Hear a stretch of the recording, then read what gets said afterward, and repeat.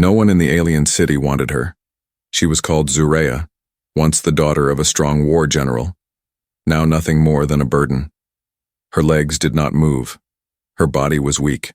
To the proud and powerful Zorak race, she was useless. Even slaves were supposed to work. But Zureya could not. She was thrown away like trash. For years, she lived in a small, cold room in the palace. No one spoke to her. The guards joked that she was already dead, but Zureya was still alive. Her heart still beat. She still dreamed. And then, a human arrived. His name was Jack Calder. He was tall, strong, and from the death world called Earth. The Zorak Council had invited him as part of a new peace deal. They did not trust humans, but they feared them. They wanted to look friendly, so they planned a cruel gift. At the final meeting, the Zorak king stepped forward. He raised his hand and smiled with sharp teeth.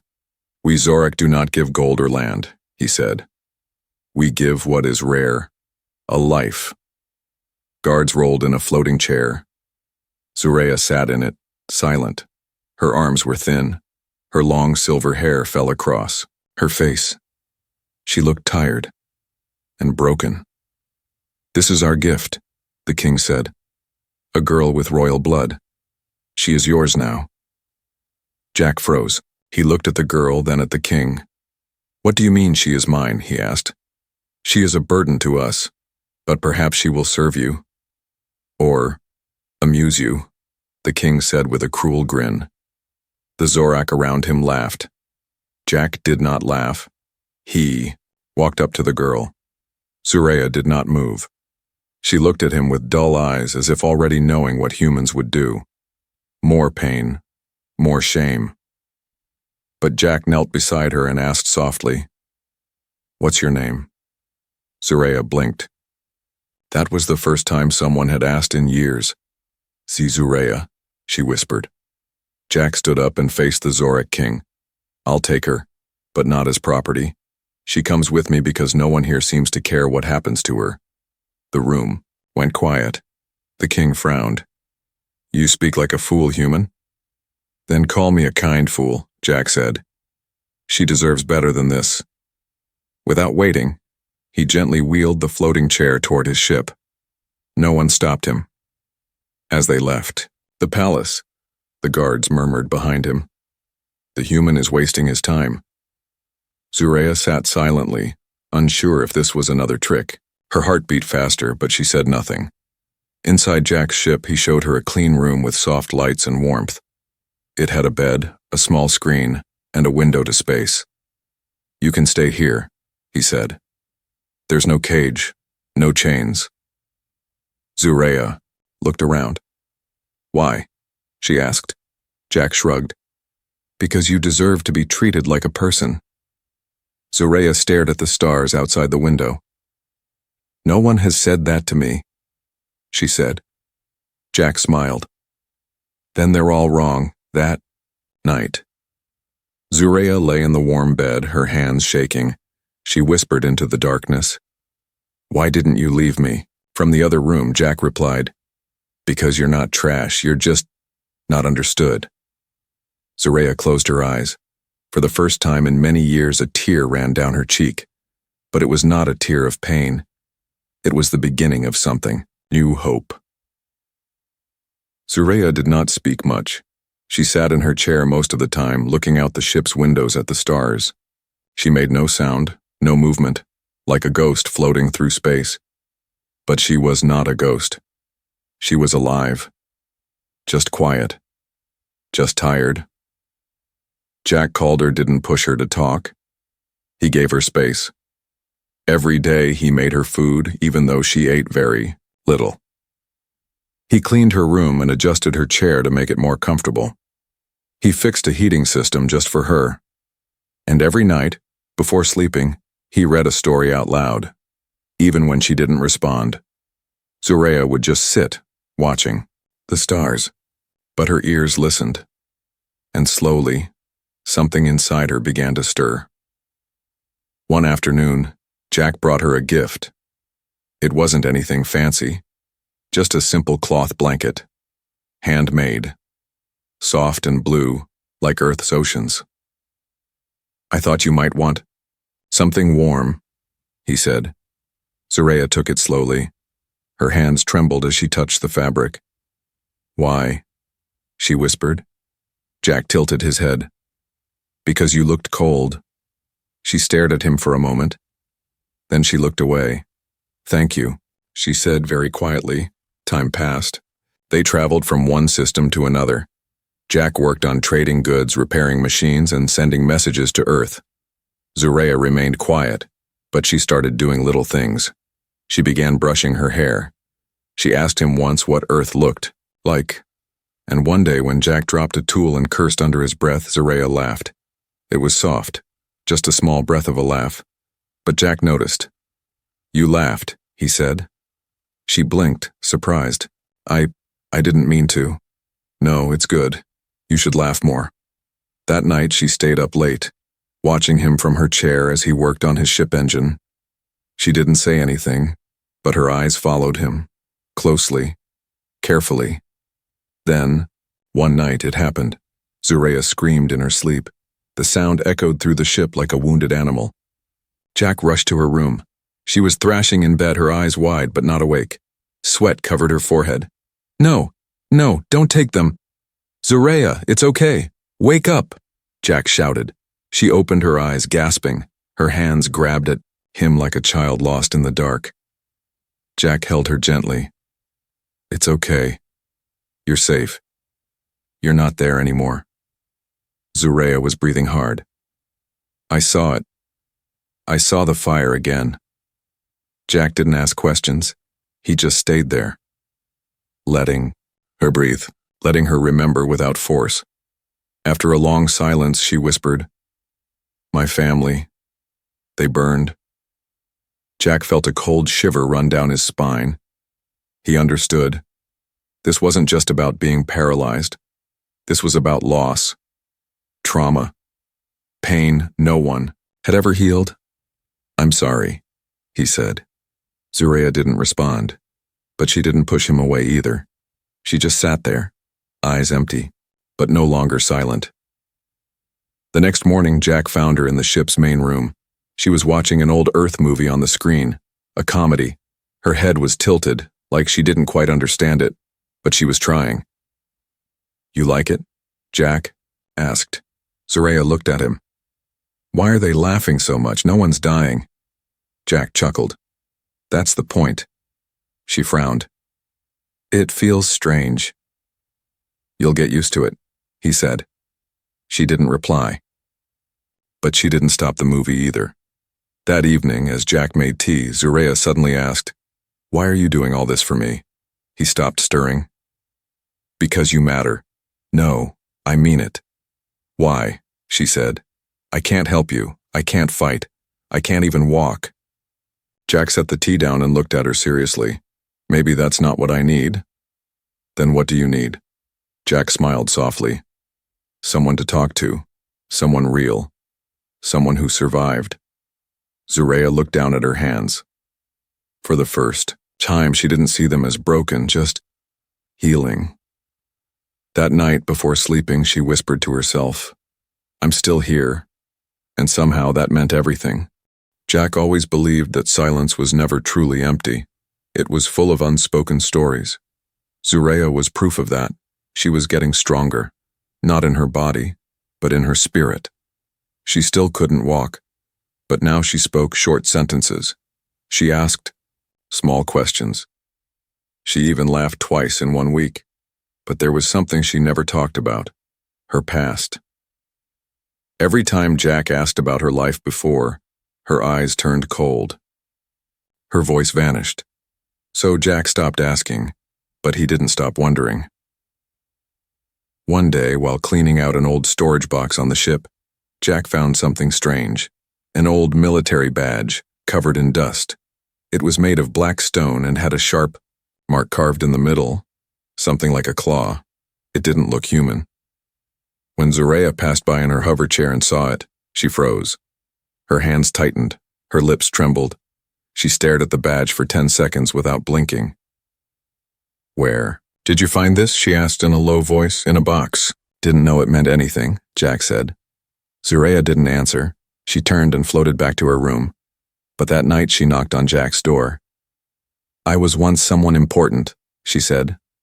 I wasn't always like this. Jack set down his tools.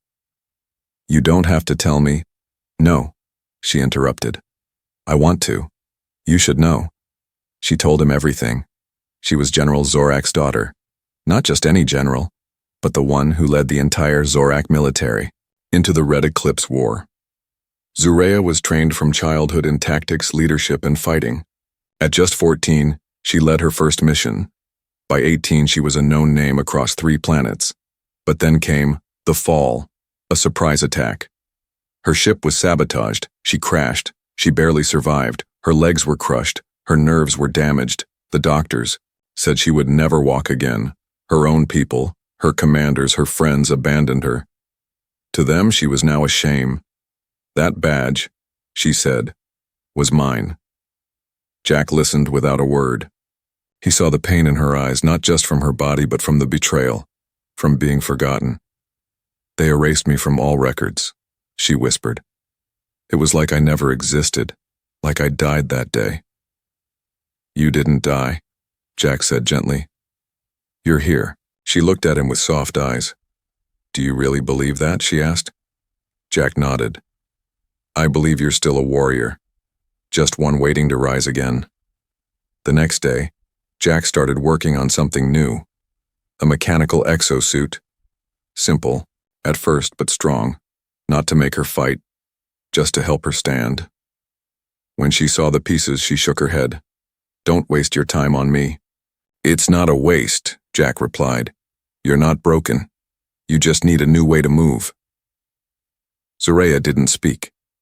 But that night when Jack was asleep, she rolled into the workshop. She looked at the half-finished suit and touched it. Her hand stayed there for a long time. The next morning, Jack noticed something. The suit's left leg piece had been moved. He smiled. So, someone's curious. Zureya looked away. I was just checking. Check it again today. I'll, help you. I said I was just, I know, Jack said, but I believe in you. Even if you don't. That sentence hit her harder than a blast cannon. By the end of the week, she agreed to try. The first test was slow, painful, frustrating. Zureya stood for 3 seconds, then fell into Jack's arms. She cried, but not because of pain, because she stood, even for just 3 seconds. Later that night, as Jack tucked the tools away, Zureya sat beside him. You're strange, human, she said softly. Why's that? You treat me like I'm still someone. Jack smiled. That's because you are. Zureya looked at him quietly, and for the first time, she didn't feel like a burden. She felt alive. Zureya waited until the ship lights dimmed for night mode. Jack was asleep. The stars outside moved slowly past the window as the ship floated through space. She looked down at the exosuit lying quietly in the corner of the room. Its silver limbs, wires, and support pads seemed to call her name. Zureya took a deep breath. She wheeled herself over and stared at the machine. Jack had spent so many hours building it, piece by piece, day by day. Every bolt, every wire, every curve was made with care, but fear still gripped her heart. What if I fall again? What if I look weak? Then she remembered something Jack once said. You don't have to be strong for them. Be strong for yourself. She reached out and began to attach the suit. It wasn't perfect. The pieces clicked in awkwardly. Her hands trembled. The back harness felt heavy. She stood for 5 seconds. Then 6. Her heart pounded like thunder. She took one slow step. Then another. And then her leg jerked, balance failed, and she crashed to the floor. Hard. Metal hit metal. Her head hit the wall. The room shook. Jack's door flew open. He ran in, half-dressed, eyes wide. Zureya. She was curled on the floor, breathing hard. She looked up at him, embarrassed, angry, and in pain. I tried, she said. Jack ran to her, kneeling. "Are you hurt?" "No," she shouted. "I mean, yes, but not there." She pointed to her chest. "My heart hurts. Because I thought I could do it."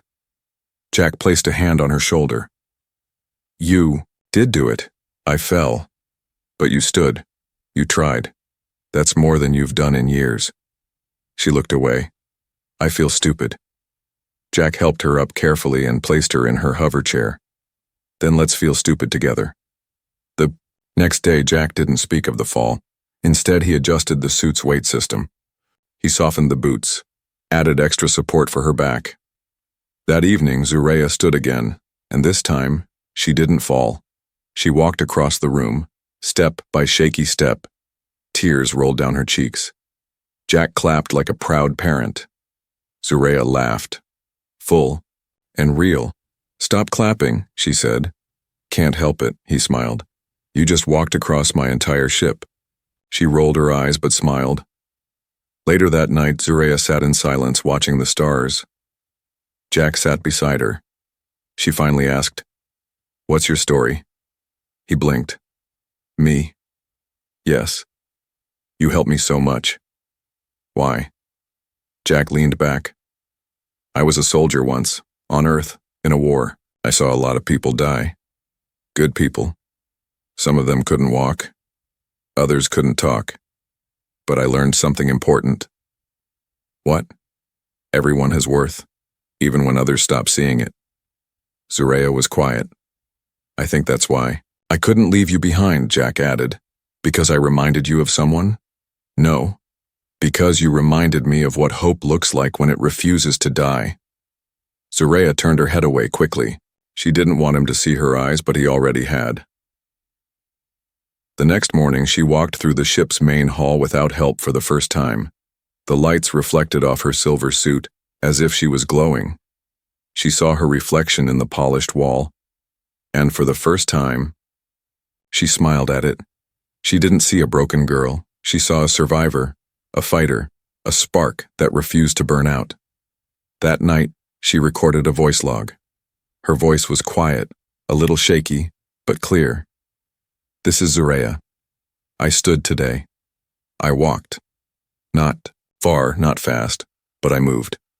I remembered who I used to be. I'm not that same girl. I'm something new. I'm not just trying to live anymore. I'm trying to be alive." In the shadows, Jack smiled. He had never listened to her logs before, but tonight her voice gave him more strength than any victory ever had, and he knew. The real battle hadn't started yet, but Zureya was ready. The ship was quiet. Too quiet. Jack sat at the front control panel, sipping hot caf while watching the radar screen. Zureya was asleep in her cabin. After weeks of practice, she could now walk the full length of the ship in her exosuit without falling. She was changing. Not just her body, but her voice, her strength, her will. She laughed more. She even cooked for Jack once. Burned the food, but smiled the whole time. Jack thought peace had finally come. He was wrong. A sudden alarm blinked, red on the panel. Unauthorized ship approaching, fast. Jack sat up straight. "What the—" He opened the external camera. A black Zorak vessel was heading straight for them. The symbol on the side was one he recognized. High Command Enforcers, not traitors, not friends. He hit the intercom. "Zureya, wake up. We've got—" trouble. By the time Zureya reached the cockpit, the enemy ship had already sent a signal. A voice echoed through the speakers. Deep, cruel, and cold. "Human freighter. This is Commander Trask of Zorak High Order. You are harboring a fugitive." Jack narrowed his eyes. "Fugitive? You mean the girl you abandoned like garbage?" Zureya stood beside him, frozen. "That girl," the voice said, "was meant to vanish. Her presence is a stain on our honor. Return her immediately, or be destroyed." Zureya stepped forward. Her voice was quiet but strong. "I'm not yours anymore, Trask." Silence on the line. Then laughter. "Oh, she speaks now," Trask mocked. "Still using machines to crawl, little worm?" Zureya's hands tightened into fists. "You gave me away like I was trash. she said. Now you're afraid I'll stand again. You're not standing. You're hiding behind a human pet. Jack stood now too. Say one more word like that and I'll show you how dangerous pets can be. The line cut, missile lock warning beeped. They were out of time. Zoreya, to the engine room, Jack ordered. Lock the doors, I'll hold them off. No, she said, you can't fight them, you're not ready. Zoreya stepped closer. I am ready. The enemy ship docked with a loud hiss and a metal clank. Zorak soldiers burst in, 4 of them, armed and armored. Jack fired first. 2 dropped instantly. The 3rd raised a plasma blade and charged. Zoreya moved. With surprising speed, she slammed into the attacker, using her suit's strength to crush him against the wall. The 4th soldier looked at her in shock. You? You were supposed to be paralyzed. Zoreya smiled coldly. Supposed to be. She dropped him with 1 punch. The ship went quiet again. Bodies lay still. Smoke drifted through the air. Jack looked at Zoreya, breathing hard. Guess you are ready. She wiped her brow and nodded. Then the speaker buzzed again. It was Trask, his voice now colder than space itself. You've made your choice. Very well. The council will hear of this betrayal. Zoreya stepped forward and spoke directly into the mic. No. They will hear my voice. For the first time in years. And then she ended the call.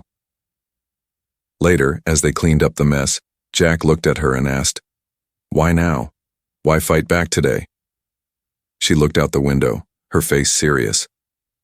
Because they came for me while I was still learning to walk. Jack smiled. And next time? Zoreya turned to him. Next time I'll be running. Zoreya stood alone in the training bay. The metal walls echoed every movement, every breath. The exosuit on her back hissed softly as the joints moved with her. It no longer felt heavy. It felt like part of her. A second skin. For weeks now she had trained, morning to night. Jack helped her at first, but now she practiced alone. Balancing, running, dodging, punching. She wasn't just walking anymore. She was fighting, and not like the scared girl from before. She was fighting like the warrior she used to be. Jack watched her from the ship's hallway, leaning against the doorframe. He didn't interrupt. He just smiled as she threw perfect strikes into the air, spinning with sharp, graceful moves. He remembered how she could barely lift herself. Now she could drop an enemy twice her size. She moved with purpose, precision, and something else, pride. After her session, she joined Jack in the kitchen. Her face was sweaty, her hair was tied back, she looked exhausted, but there was fire in her eyes. I'm ready, she said. Jack raised an eyebrow. For what? To go back, to show the council what they tried to erase. Jack shook his head. They'll try to kill you again. I know, she said calmly. Then why go? Zoreya looked at him, her voice quiet but firm. Because I'm not scared anymore. That night, an emergency signal hit their ship. Another vessel was in distress, a human cargo freighter under attack by pirates in deep space. Jack looked at the coordinates. It's 2 hours from here. We can still make it. Zoreya placed her hand on his shoulder. Let's go.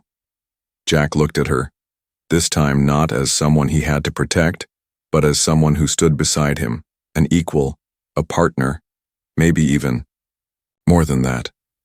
When they arrived, the human ship was surrounded by 3 pirate crafts. They were tearing through its shields. Smoke trailed from the hull. The emergency beacon flashed like a heartbeat. Zoreya's eyes narrowed. I'll take the lead. Jack didn't argue. She launched from the airlock in her reinforced exosuit, flying toward the closest pirate ship. The first pirate didn't even see her coming. She landed with a crash, ripped the door off the ship, and slammed the pilot's head into the console. The ship spiraled out of control and exploded behind her while she leapt to the second one. Jack watched through the screens, stunned. Zoreya was more than fast. She was brutal, efficient, fearless. He had known she was strong, but he hadn't known she could be this deadly, and yet, her face stayed calm, focused, not angry, controlled. When the third pirate ship turned to flee, she landed on its hull, tore through its engine vents, and disabled it mid-flight. The remaining pirates surrendered. The human freighter sent a message. Who in the galaxy was that? Jack smiled proudly. Someone they thought was broken. When Zureya returned, smoke rose from her armor and her hands were cut and bruised. Jack ran to her. "You're hurt." "I'm fine," she said. "They're alive. That's what matters." Jack reached for her hand to help her step down, but she didn't take it. She stepped forward on her own. He looked at her, impressed. "Zureya." She looked back at him. "What? You saved lives today." She shrugged lightly. "So did you, when you saved mine." Their eyes locked. Something passed between them. Quiet, strong, undeniable. Jack stepped closer. "You don't have to be alone anymore," he said. Zureya tilted her head slightly. "I'm not," she whispered. Then gently, she placed her forehead against his. For a long moment, they stood there. Two warriors, both once broken. Now, whole, together. Zureya stood at the edge of the landing bay platform, staring out at the massive Zorak capital floating in space. The city ship was shaped like a coiled serpent, shining with gold and black lights. A place she once called home. A place that had forgotten her. A place that buried her name. And now, she was going back. Jack stood beside her, silent. He didn't ask if she was ready. He already knew the answer. She wasn't going to beg for her place. She was going to claim it. As their ship docked at the station, armed guards surrounded them instantly, red energy rifles aimed at their chests. "Do not resist," the lead guard barked. "Zureya of the Fallen House, you are under arrest for impersonating a citizen and entering restricted royal airspace." Zureya stepped forward, her exosuit gleaming in the hallway lights. "I am Zureya of House Zorak, daughter of High General Vorthan," she said, her voice firm. "And I am not here to impersonate. I am here to speak." The guards hesitated. "Take her to the High Council," one finally ordered. "The council can decide what to do with her." Jack and Zureya were escorted through long, tall halls filled with paintings of past rulers, none of whom remembered her. The walls were cold. The air, full of silence and judgment. At the top of the chamber steps sat the High Council of Zorak, 7 elders in dark robes, with faces as hard as steel. Trask, the commander who had once tried to erase her, stood to the side with a smug smile. "She returns wearing human armor, crawling back for attention," Trask said with a sneer. Jack clenched his fists. Zureya raised a hand to stop him. She walked to the center of the room and stood tall. She did not bow. She did not stutter. "I was born on this ship. I bled for this empire. I trained under your finest warriors. I led victories you still celebrate." "You were injured," a counselor interrupted. "You lost value." "No," she replied. "You lost your honor. I lost my legs, but not my mind, not my will. You abandoned me, not because I was useless, but because I was inconvenient." Gasps echoed in the chamber. Trask laughed. "You stand here because of a human, not because of your own kind." Zureya turned to Jack and nodded. "Yes, a human gave me back my voice, my hope, my fight." Then she turned back to the council. "But, make no mistake, I rebuilt myself. I stood again. I fought again. I chose to return, not to be accepted, but to challenge you." The room fell into complete silence. "Challenge?" the head counselor asked. "Explain." Zureya stepped forward. "Request the ancient right of combat. If I win, my name is restored, my record cleared, and every copy of the death report you wrote, deleted." "That right is for warriors," another counselor said. "You are?" "I am a warrior," Zureya interrupted. Jack watched with pride burning in his chest. "She's not just a warrior," he said. "She's the best I've ever seen." The council whispered among themselves. Then the head counselor banged the staff of decision. "So be it." The next day, the arena was filled with thousands of Zorak nobles, soldiers, and citizens. Screens across ships and colonies tuned in. They were all expecting to see a girl in a machine begging for mercy. They were wrong. Zoreya entered the combat ring, alone. Her exosuit glowed faintly. She moved like liquid metal, silent, powerful, elegant. Trask himself had volunteered to fight her. He stood at the opposite end, towering in his own war armor, thinking this would be easy. The horn sounded. He charged. Zoreya didn't back away. She met him head-on, blocked his strike, twisted his arm, and threw him across the floor. Cheers erupted. She moved before he could rise, landing blow after blow, each one sharp, clean, precise. She didn't use brute force. She used control, timing, intelligence. She fought like someone who had once studied war for breakfast. Trask yelled in rage and threw a desperate punch. Zoreya ducked, stepped inside his defense, and knocked his helmet off. She stood over him, her hand ready to strike the final blow. "Do it," Trask spat. "Kill me." Zoreya stared at him, then lowered her hand. "No," she said. "I don't need to destroy you to win. You already destroyed yourself the day you gave me away." The arena was silent. Then a roar of applause broke out. Later in the council hall, her victory was recorded, her title restored, her image added back to the history records. She was no longer the forgotten girl. She was now Zoreya the Reclaimed. That night on the ship, Jack was preparing to leave the city behind. Zoreya walked in, no longer wearing the exosuit. She was using walking braces. Less metal, more freedom. "You don't need the suit?" Jack asked. "I do," she said. "But not today." Jack smiled. "You showed the whole galaxy who you really are." Zoreya looked at him, a soft smile on her face. "And I want to show you something too." She stepped closer and kissed him. It was slow, warm, real. When they pulled apart, she whispered, "You didn't fix me, you just reminded me that I was never broken." They left the Zorak capital behind, together. No longer a broken girl and a kind human, but two souls who refused to let the galaxy decide their worth. And as the stars opened before them, Zoreya finally said the words that had been growing inside her since the beginning. "Jack, wherever we go next, take me with you." He grinned. "I wasn't going anywhere without you."